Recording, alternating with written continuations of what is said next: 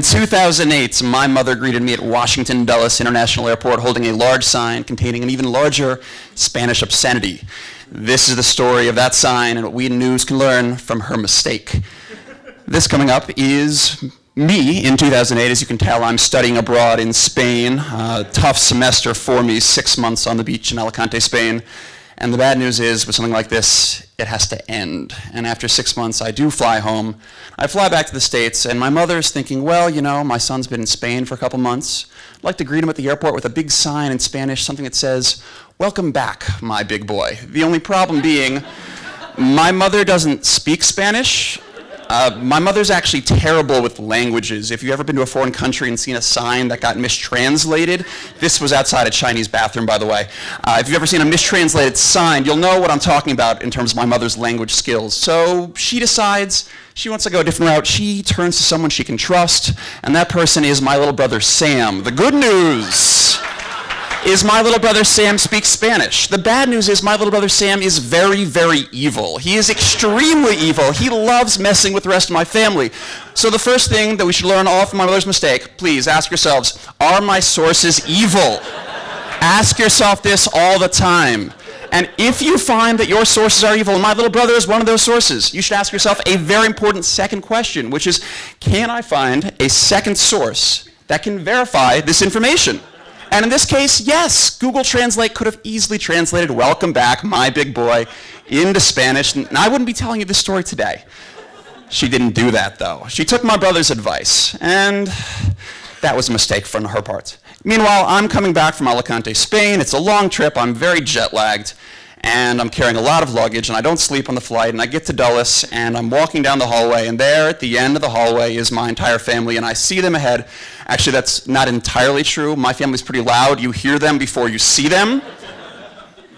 So, but there, you know, there's my brother and my sister and my dad, and there's my mom, and I see her holding a sign that I can't read yet, and I also see this strange group of people kind of behind my mom, and they're gathered really closely. What I don't know is there's a flight from Guadalajara that has just landed at Dulles, and they see this woman holding this strange sign in Spanish, and they think to themselves, I wonder who she's waiting for.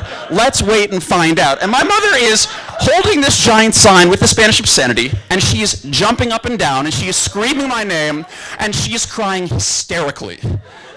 I cannot emphasize the hysterically crying enough. And the sign in Spanish, I regret to tell you, reads, "Hola Dan, mi Puta Grande." I see there are Spanish speakers in the room. For all two of you in the room who don't speak Spanish, "Hola Dan, mi Puta Grande" translates, of course, to "Hello Dan, my big bitch." My mother is at Dulles International Airport. She's holding a giant sign that says, "Hello Dan, my big bitch." She is jumping up and down. She's screaming my name and crying hysterically. The adult population of Guadalajara is laughing. My brother and sister are laughing. This photo right here, proof. We did tell my mother what the sign meant. She didn't kill my little brother. He is, in fact, still alive. We're happy about that. He did survive the incident, but my mom did learn a couple very key lessons, I think, that we all in news can learn. The Oshinsky family, we're good at getting egg on our face. We do it semi-professionally, and we know what happens when you get egg on your face and screw up in a little way like this. And the first thing, actually, is a line that I love from the singer John Prine. His line that goes, sometimes it's a half an inch of water and you think you're going to drown. Sometimes we have a way of taking these little mistakes and making them into really, really big mistakes. And don't let yourself do that. When you screw up in a little way, remind yourself, we're human.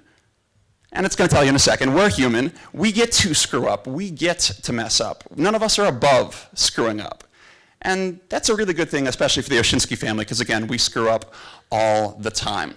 There's one other big piece of advice I want to give you, and I, of course, took it off a breakfast menu that I saw once up in Cape Cod. And the lesson is, of course, keep your eye on the donut and not on the hole, because sometimes we lose sight of what it is we're really doing, and we focus on the mistake, and it overwhelms us completely. And if my mother had done that, I regret to tell you that I wouldn't be telling you this story today. She would have already killed me. Instead, she lets me share such stories. She lets us in the Oshinsky family own such stories. Own your stories, share your stories, and you're going to find an entire community of people who want to help you get past those mistakes and want to share your mistakes with you. So, very briefly, to recap, number one, know your sources. Number two, verify your sources. And number three, if you have a little brother named Sam, don't listen to him.